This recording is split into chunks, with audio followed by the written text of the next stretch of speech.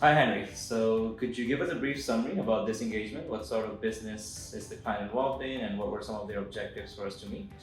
So our client is an Australian-based non-profit organization, and essentially their objective is to help increase the professional standards across the medical industry through certification and training programs.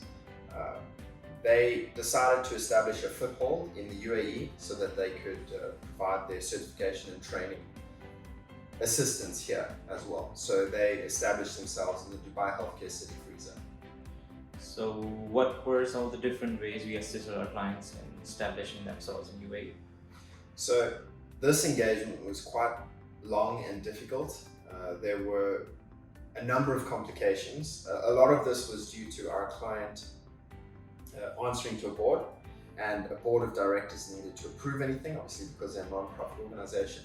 So approval processes were really slow, as was getting certification requirements. Oftentimes whenever we received certification, at the point it arrived here, it was one of the directors' documents had expired, or a number of issues. It was me and about 4 other colleagues who worked on this project over the course of 2 years.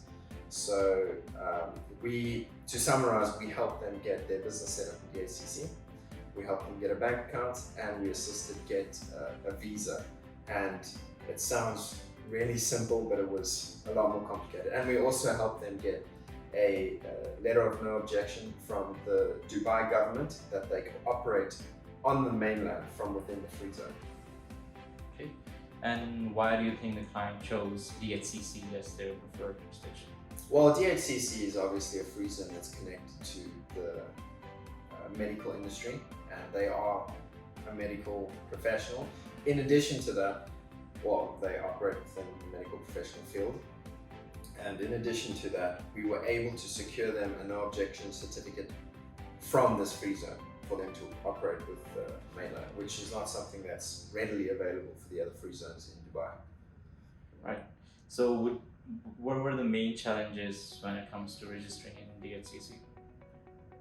So the challenges that we faced were, like I mentioned earlier, a lot of it had to do kind of with the certification program, the fact that we're trying to receive a lot of documents from the board.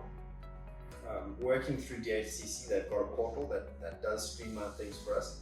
We had some slight difficulties knowing who to speak to at DHCC, because sometimes our relationship manager would change, or who we were talking to, depending on what we were looking to do, whether lease an office or whatever changed. So that made it a little difficult for us. But overall, we were kind of just stuck in between two places. That was trying to get the documents from the client on time to give to DHCC, and trying to get the requirements from DHCC to give to the client. And then, separately to that was the bank account, which also required timely, notarized, certified documents that kept evolving and changing. Yeah, it was So, given all that, what would you think would be the highlights and key takeaways for anyone, let's say, who's looking to register in DHCC? So DHCC it's a well-respected free zone here in the UAE. It has access to really top tier facilities. So anyone who is operating within the medical field and they're looking to establish themselves here, it's almost a no-brainer. I think even medical tourism would be something that is operated out of Dubai Healthcare City.